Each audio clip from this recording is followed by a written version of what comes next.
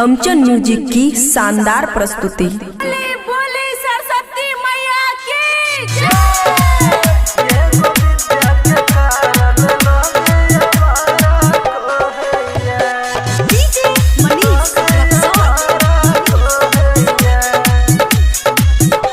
मसार दे ये गो विद्या के कारण लोग यवारा को हैया। मसार दे ये गो विद्या के कारण लोग यवारा को हैया। गे मैया यवारा को हैया, लोग बेचारा को हैया। मसार दे ये गो शिक्षा के कारण लोग यवारा को हैया। मसारा दे ये गो विद्या के